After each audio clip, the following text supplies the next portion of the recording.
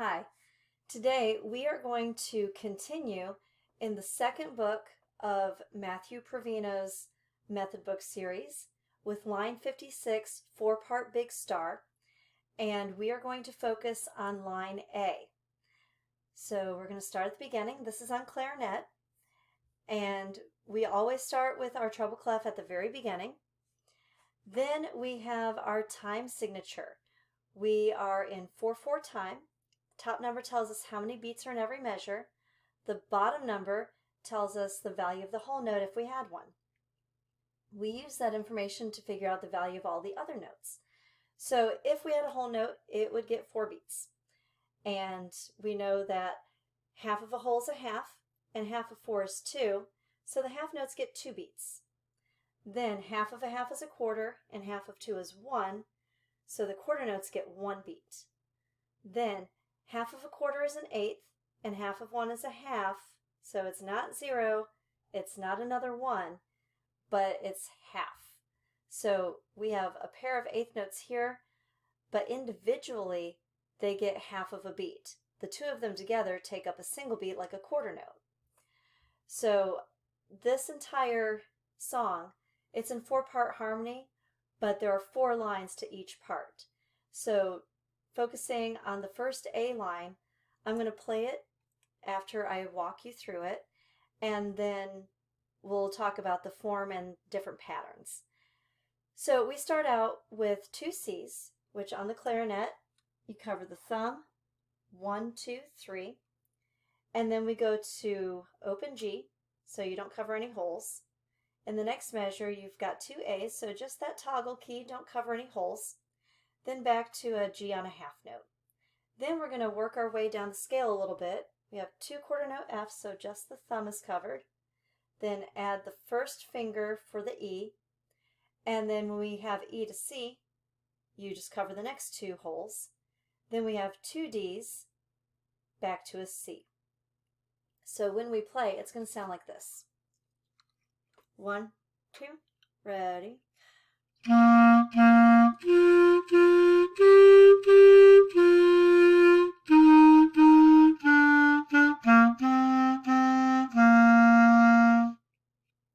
And that is the first line A.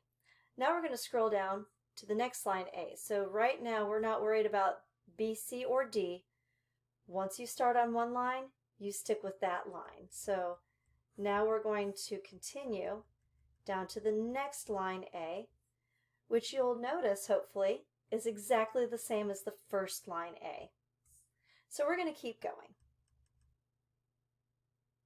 On to the next page. The next line A is different. So we start with 2 open G's, and we work our way down. We have 2 F's, just add the thumb, then 2 E's, add the next finger, half note D, add 1 more finger.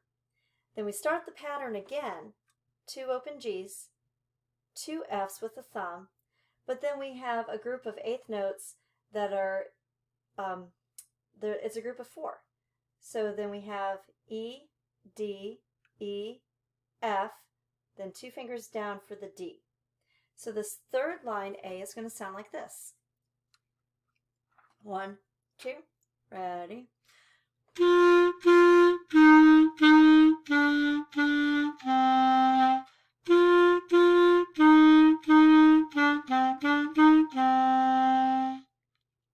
And it's important, especially when you're moving a little bit faster, like on those eighth notes, that you keep your fingers very close to their home keys. Finally, we have our last line A, and hopefully you'll notice that it's just like the first 2 line A's. So because I do not have the technology or the know-how to scroll around while I'm playing, this is how I'm going to handle this. I'm going to play this line A twice because it's just like the first 2 line A's. Then I'm going to pop up here and play this line A, and then back to this one. So if we talk about form, and this might be confusing because we're playing line A, but form also uses the letter A to talk about ideas or themes or sections. And so in this case, the form because the first two lines are the same, we would call that A. The third line of A is different, so we would call it B for the form. And then the last line is just like the beginning, so it's A. So talking about form, it would be A. But we're playing line A, and I can see where that would be kind of confusing, but now you know about the form. So I have my metronome set up at 92 beats per minute, and I'm going to play through all of line A of 4-part Big Star. Here we go. 1, 2, ready.